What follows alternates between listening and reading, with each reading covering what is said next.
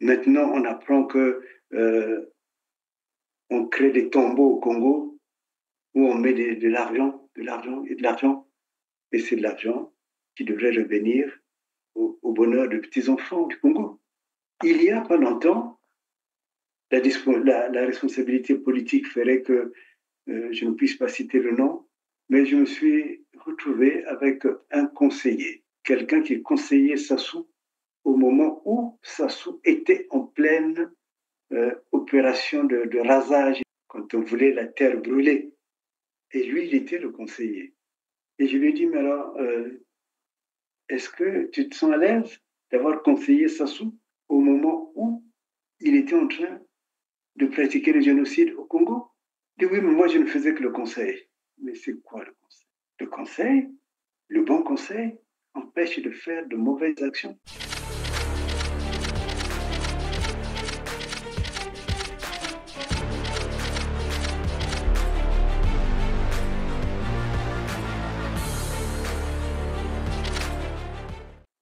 Moi, c'est Dominique Kunku. Je vous salue tous autant que vous êtes sur la surface du globe qui regardez cette émission, Le Grand Procès. C'est l'observation de la société comme un ensemble de faits juridiques. Et ces faits juridiques, euh, ils permettent, qui permettent à la fois de prendre des engagements, qui permettent de se défendre, mais qui permettent aussi de voir si une société est une société de justice ou elle ne l'est pas. Aujourd'hui, nous allons analyser un phénomène, plus qu'un phénomène, une réalité économique internationale qui concerne le pays du Congo, mais pas seulement, mais qui concerne aussi d'autres pays. Ce phénomène, c'est la production de toutes les sociétés pétrolières, des sociétés minières, des sociétés forestières, toutes ces sociétés qui constituent l'industrie d'extraction et qui exploitent les terres, particulièrement africaines. Et alors, la question que l'on va se poser et qui se pose, c'est celle de dire, est-ce que ces sociétés occidentales pour la plupart ne peuvent pas être appelées à la cause lorsqu'elles sont témoins, complices ou financeurs des États qui sont génocidaires? Pour cela, nous allons partir du constat. Jusqu'à présent, par exemple, la CPI a été désignée comme étant le tribunal, la cour des, des pays et du tiers-monde, et particulièrement des pays africains. Historique, on a permis de pouvoir le constater, mais il y a tout récemment un phénomène qui interroge.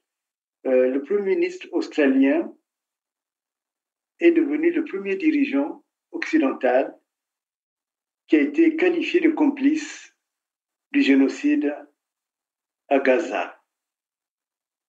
Il s'appelle Anthony Albanese.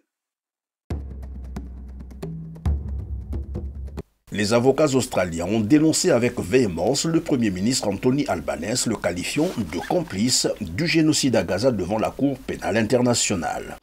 Un document complet de 92 pages approuvé par plus d'une centaine d'avocats australiens détaille minutieusement l'implication présumée du Premier ministre dans la situation palestinienne.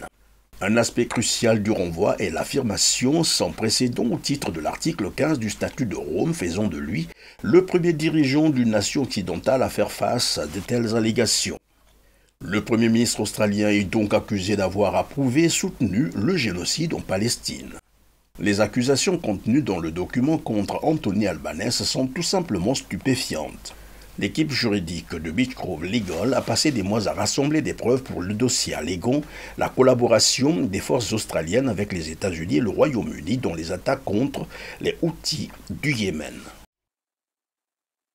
Du coup, ce qu'on pensait être uniquement le lieu du jugement des hommes et des femmes africains, ce qu'on pensait être uniquement un lieu qui ne s'intéressait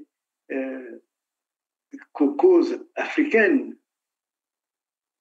devient une institution, je dirais, dangereuse d'une certaine manière, mais aussi bénéfique pour les pays et les peuples du monde, et je dirais le peuple du monde africain. Alors, de là,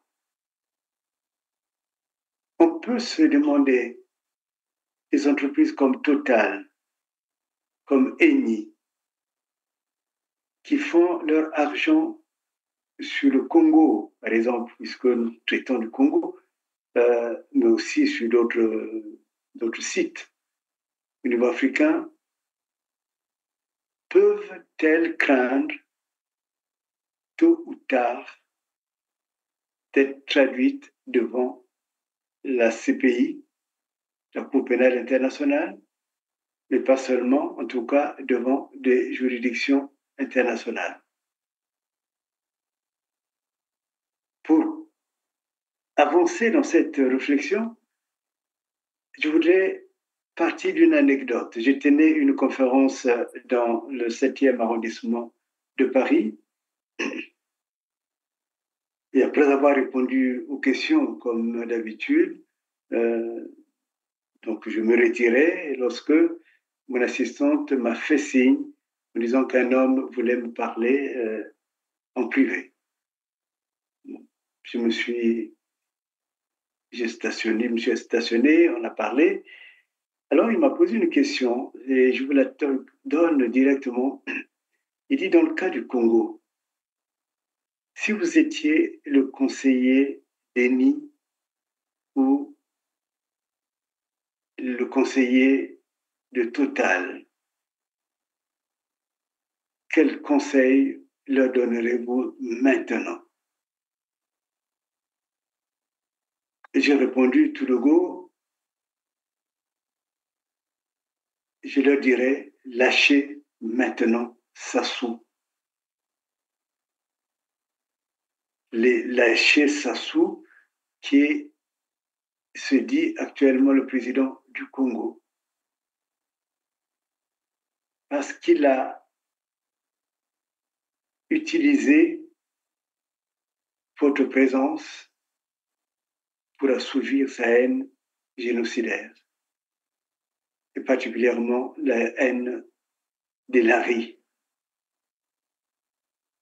Et maintenant, généralement, du pool, on se rend compte que c'est tout le pays qui a été introduit, tout le pays du Congo, qui a été introduit dans un génocide très grave et même qu'il faudrait prendre beaucoup de temps pour pouvoir relever des hommes et des femmes. Et surtout, tout récemment, je viens de recevoir un documentaire en préparation sur ce génocide-là, et on se rend compte que les faits sont très, très, très graves.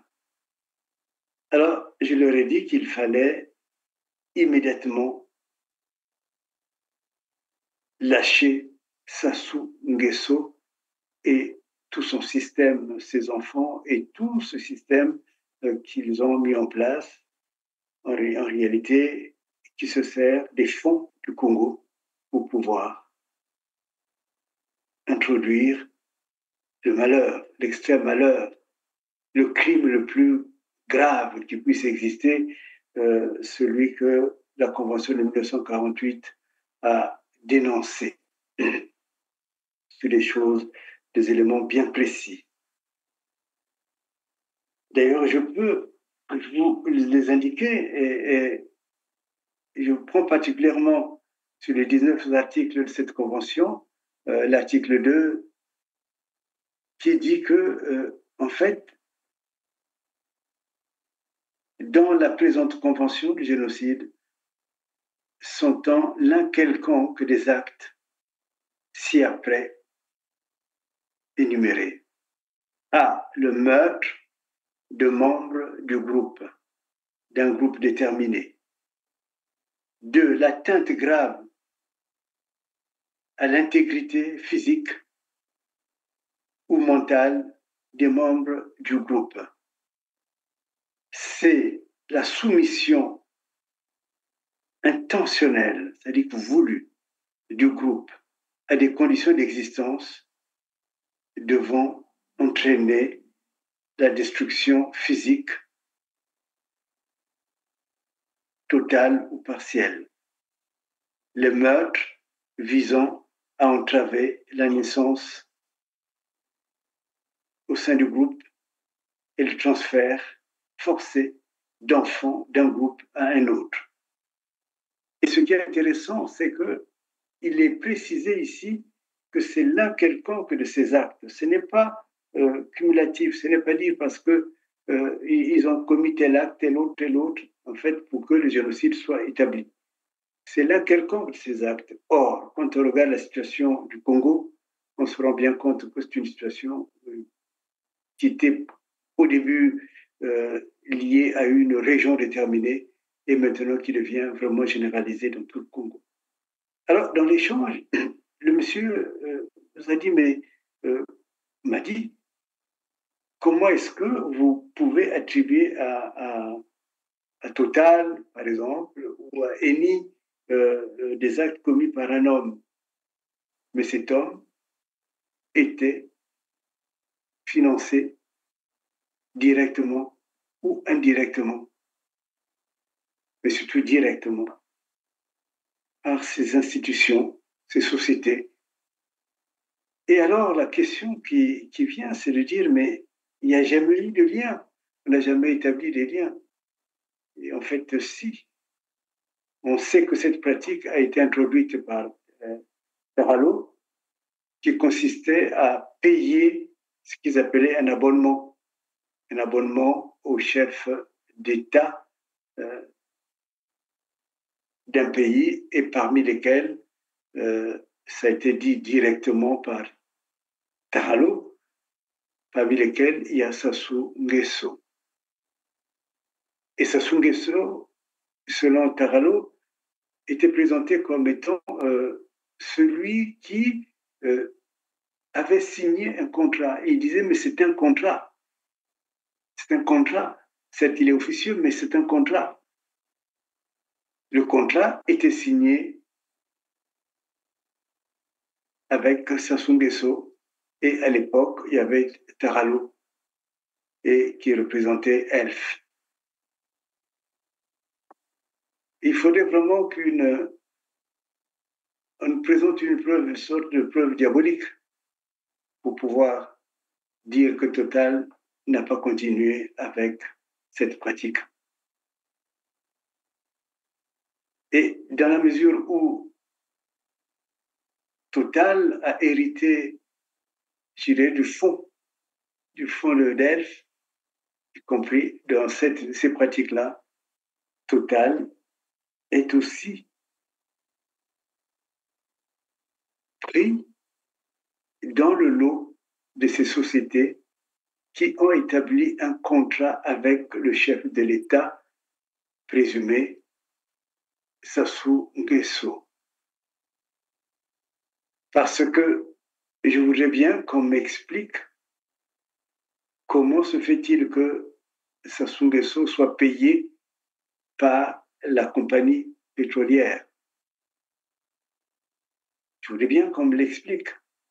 Parce que Sassou Nguesso, s'il était vraiment le chef de l'État, représentait les intérêts communs. Et cela signifie aussi que Sassou Nguesso devait être payé, et de toutes les façons, est payé par le Congo. Cela signifie aussi que les compagnies pétrolières, Eni ou d'autres encore, qu'on appelle de plus en plus les compagnies de l'État profond, ces compagnies-là ne pouvaient pas payer un individu, fût-il à la tête d'un État. Il en suit non seulement une opération de corruption massive, mais également, en réalité, une entrée, un détournement des fonds qui appartenaient au peuple du Congo, au pays Congo, et qui sont reversés dans des banques étrangères. Et par cette opération, que d'ailleurs Verschaff avait signalé, Verschaff avait allé même très loin, il disait même les banques qui servent à cacher cet argent qui appartient à l'État du Congo. Les banques aussi devraient être présentées devant un tribunal et particulièrement devraient devenir des complices du génocide du Congo, comme actuellement Albanaise est traité de complice au génocide de Gaza. Cette situation, elle amène à une réflexion très intense. La première réflexion, c'est dire que le droit évolue et particulièrement le droit international recherche les complices de manière très, très perspicace. Ainsi, à la responsabilité de l'exécutant, il y a beaucoup de personnes qui disent « Moi, je n'ai que exécuté les ordres que Sassou m'avait donnés. » Mais en réalité, en exécutant ces ordres, qui sont les ordres génocidaires, on est aussi complice du génocide. Donc, les sociétés qui viennent et qui achètent du pétrole, achètent du bois, achètent toutes sortes d'industries, souvent d'ailleurs à des prix vils, et au lieu de verser l'argent au Trésor du Congo, eux-mêmes font des transferts dans des comptes dédiés, que ce soit dans les paradis fiscaux, quel que soit le lieu. Mais cet argent est de l'argent détourné. C'est de l'argent qui devrait revenir au peuple congolais. Le peuple congolais ne le réclame pas. Non seulement d'ailleurs, on sait depuis l'Issouba que on ne connaît pas toujours, on ne connaît pas la quantité véritable que les États viennent, ces sociétés viennent prendre au Congo, en pétrole ou ailleurs, ou en bois, ou tout ce qu'on veut. Mais encore plus, ces mêmes entreprises servent de vol, d'exploitation éhontée du peuple congolais. Juridiquement, il y a un point qu'on avait déjà vu ensemble. Au fond, qu'est-ce que ça viole? Ça viole la convention du droit du peuple à disposer d'eux-mêmes. C'est-à-dire que le peuple congolais a le droit de disposer de son pétrole, a le droit de disposer de ses ressources minières. Le peuple congolais a le droit de vivre heureux comme d'autres peuples à travers le monde. On a vu des États comme la Norvège qui sont entrés dans le domaine du pétrole après le Congo, utiliser le pétrole, l'argent du pétrole, autrement que ne l'a fait le Congo. Et alors, on est dans une situation qui est très, très grave parce que si ce système continue,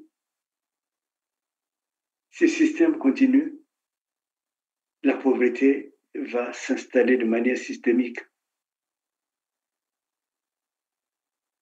qui dit système ne dit pas que Sassou seulement, mais qui dit système montre qu'il y a ceux qui permettent cette exploitation éhontée du pétrole, de l'argent du pétrole. Il y a ceux qui, au lieu de payer le prix, le bon prix, ne payent pas le bon prix au peuple qui devait être bénéficiaire de loi des produits de bois, du pétrole ou de tout ce que l'on veut. Mais le système signifie aussi qu'il y a des réseaux bancaires qui permettent la fuite de l'argent qui devrait revenir au Congo, qui devrait rendre heureux les peuples du Congo. Et ceux qui sont dans ce système, comme j'ai dit, c'est donc les banques, mais c'est aussi la société, par exemple, Total, qui alimente directement des comptes. Ces comptes qui sont alimentés ne sont pas des comptes au vu et au su des Congolais. Ce ne sont pas des comptes dédiés au Congo, mais ce sont des comptes dédiés individuellement à Sassou Nguesso ou individuellement aux membres de son groupe, de son clan. Quand je dis le clan, ce n'est pas seulement le clan familial. Et souvent, on oublie le clan politique. Maintenant, on apprend que on crée des tombeaux au Congo où on met de l'argent, de l'argent et de l'argent. Et c'est de l'argent qui devrait revenir au bonheur des petits-enfants du Congo. Il y a pas longtemps, la responsabilité politique ferait que je ne puisse pas citer le nom, mais je me suis retrouvé avec un conseiller, quelqu'un qui conseillait Sassou au moment où Sassou était en pleine opération de rasage, quand on voulait la terre brûler. Et lui, il était le conseiller. Et je lui ai dit, mais alors, est-ce que tu te sens à l'aise d'avoir conseillé Sassou au moment où il était en train de pratiquer le génocide au Congo? Il dit, oui, mais moi, je ne faisais que le conseil. Mais c'est quoi le conseil? Le conseil, le bon conseil, empêche de faire de mauvaises actions, empêche de faire de crimes. Or, tu es complice du crime de Sassou Nguesso. Il m'a pris en grippe, on était devenus pratiquement comme des ennemis, mais moi, ce type d'ennemi ne me fait pas peur. J'ai dit, quand j'aurai l'occasion, quand la procédure va avancer, je te citerai devant la Cour pénale internationale. Et depuis, il a disparu. Même l'organisation dans laquelle nous étions ensemble, il en a fait la démission. Parce que c'est un homme intelligent. Il a compris aussi que le danger est qu'il était lui-même complice de ce génocide de Sassou.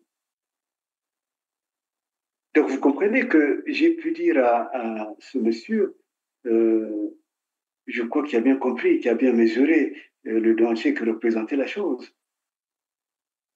J'ai pu dire à ce monsieur, vous êtes déjà dans le collimateur. Vous avez déjà commis avec Sassou, en complicité avec Sassou, ce crime du génocide, mais lâchez-le. Lâchez-le. Le plus vite vous l'aurez fait, peut-être moins la gravité des faits se fera sentir. Et aujourd'hui même, je suis prêt et je dis encore la même chose. La situation du Congo est kafkaïenne, elle est dangereuse. C'est vraiment du crime humain. Maintenant, on n'a même plus peur de tuer, même en pleine ville.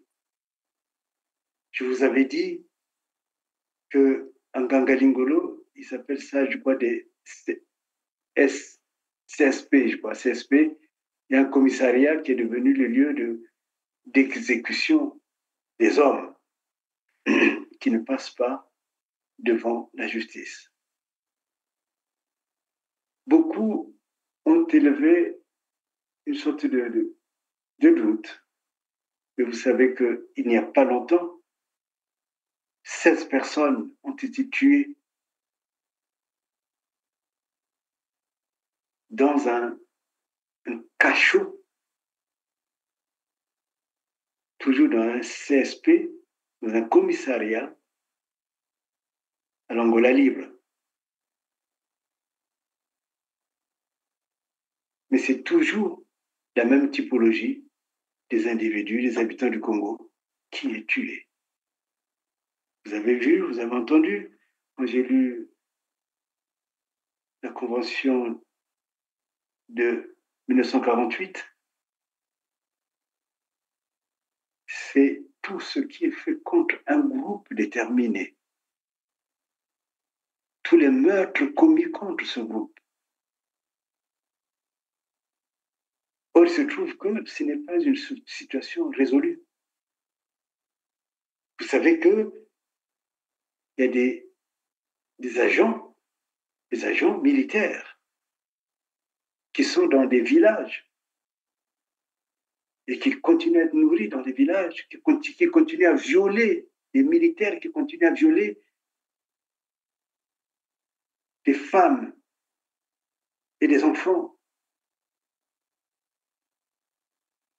dans les villages, dans les forêts, à Kindamba et même plus bas, plus loin. Et le pétrole continue à couler, l'argent continue à couler dans les comptes bancaires, et c'est avec ces comptes, ces argents, que l'on se croit puissant au Congo, qu'on peut tuer sans avoir une peur quelconque. C'est avec cet argent-là que des gens comme Dominique Okemba, je crois que c'est comme ça, Jean-Dominique Okemba, avaient trouvé l'audace de dire « Nous avons tué dans le pôle et le ciel n'est pas tombé sur la tête. » Qui leur donne ces moyens-là? Si cet argent était donné, utilisé au bien-être de tous les Congolais, d'avoir les enfants ir à l'école, et je crois qu'il n'y aurait pas des gens qui se croiraient tellement au-dessus des autres. Et c'est pour cela qu'il est important d'en arriver à réfléchir sur cette notion de fournisseur. C'est le droit, l'analyse maintenant revient au droit, la qualification des membres dans un crime, dans la chaîne du crime. Il y a ceux qui fournissent les moyens. Parce que sans les moyens, on peut peut-être tuer une personne ou deux, mais on ne va pas tuer un groupe. Et si ces moyens s'étaient versés au trésor, normalement, évidemment, on n'empêcherait pas un État de commercer avec des acteurs du monde entier, avec ses pétroliers ou avec d'autres. Mais dans la mesure où l'argent qui devrait revenir, qui devrait assurer le bonheur de chacun, est détourné, en fait, le peuple ne dispose pas de ses propres moyens. Le peuple ne dispose pas de ses richesses. Et comme le peuple ne dispose pas de ses richesses, il est clair qu'il y a des complices qui permettent le détournement de ces richesses. Donc, il y a des complices.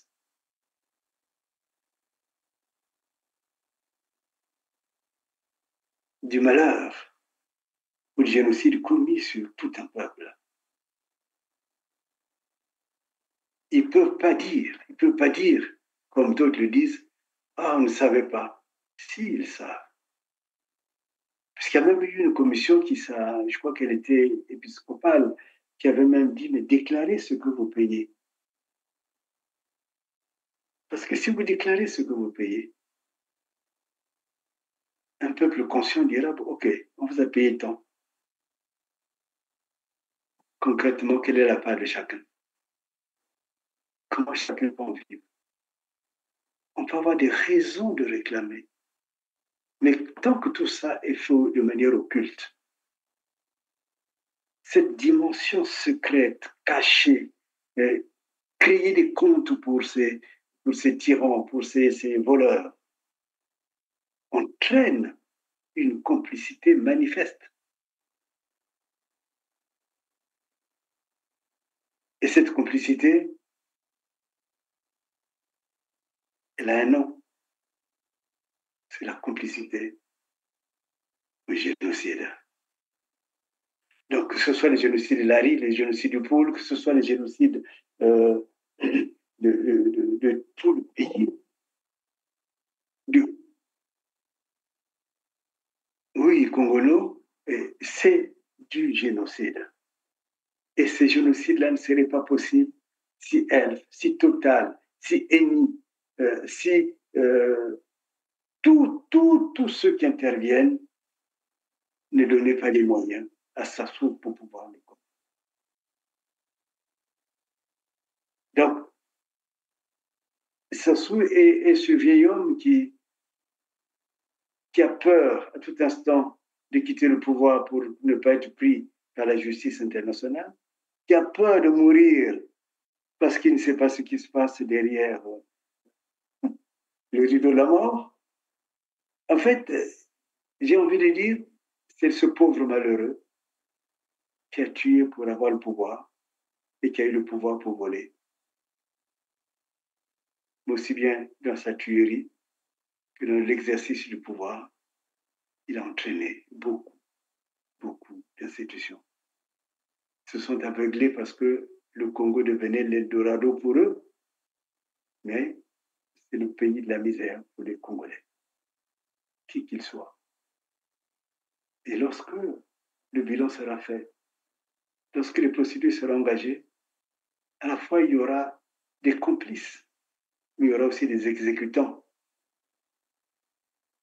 Ceux qui disaient, je n'ai fait que. Mais quand tu exécutes un ordre qui est mauvais, toi-même tu es complice de cet acte que tu es en train de commettre, même si l'ordre est venu de l'extérieur. Et lorsque tu donnes des moyens pour qu'un criminel se mette à tuer tout son peuple, toute une partie de son peuple, à commettre des meurtres,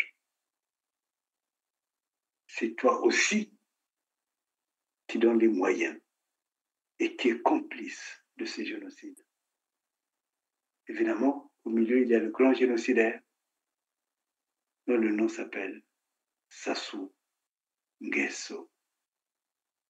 Ces enfants, les Christelles, qui sont devenus des Richards, des riches de la honte, mais aussi beaucoup d'autres, dont nous parlerons la prochaine fois. Donc, Claudia.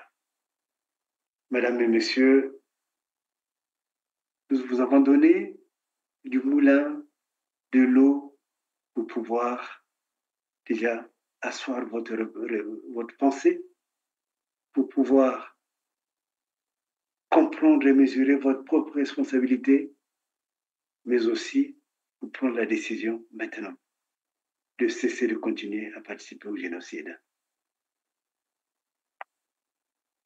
C'est un devoir de conscience, mais aussi un devoir judiciaire. Une responsabilité judiciaire qu'il ne faut pas négliger.